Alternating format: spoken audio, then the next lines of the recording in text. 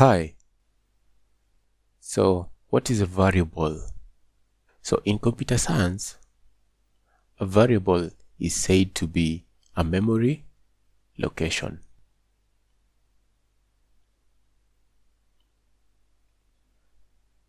However, I do like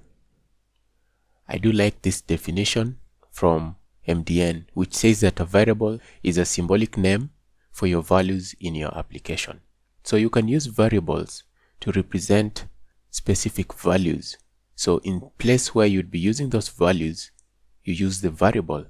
So an example, so let's say you're building an application for people in a class. So you can use a variable for name.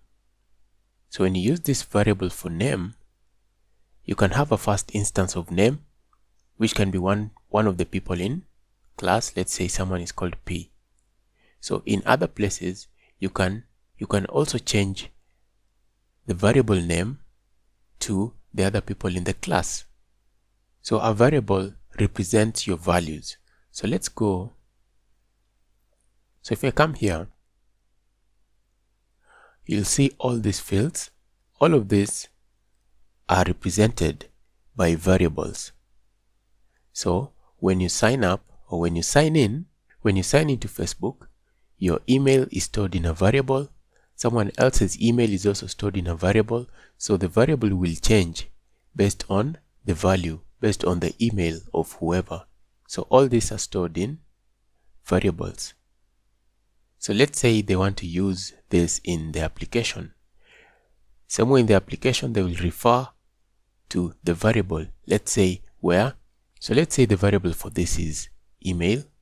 The variable name for this is email. And the variable name for this one is password.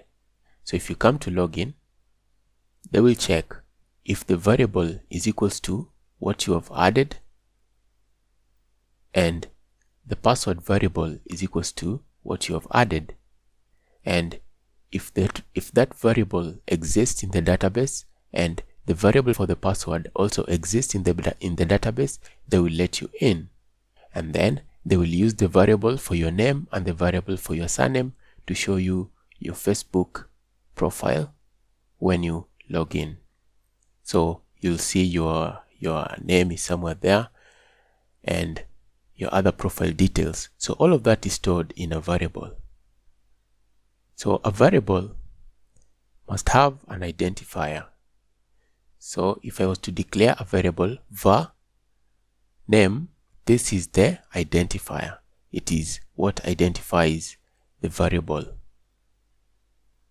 If you're new to programming, this can be somewhat confusing, but just think of it as a placeholder that can be changed. You can name your variables whatever you want, but there are certain rules. So a variable identifier can be alphanumeric and it can contain the $sign or an underscore, but it cannot start with a number. You cannot start a variable name with a number, but you can mix up things the way you want. So let's see some examples of names of variables. So just note that a variable name can contain both letters and numbers, that's alphanumeric, and then it can have the $sign also as part of the identifier name, and it can have an underscore. So let's see some examples of legal variable names. So here we have a var. So this is a declaration of a variable. You declare with the word var and then the name of the variable. So this is the identifier, and we say that it can be alphanumeric, it can have letters and numbers. So this one only has letters. So Dalmatians, var Dalmatians is a legal identifier, and then this one has both number and letters. So this is alphanumeric. You can name it Dalmatians 101. You can call yours whatever you want. Just give it whatever name you want to give it that has a letter and a number. So this one is also legal. It can start with an underscore. It can have an underscore in the middle, it can have an underscore in the end, then it can also have this $sign in the beginning or even in the end.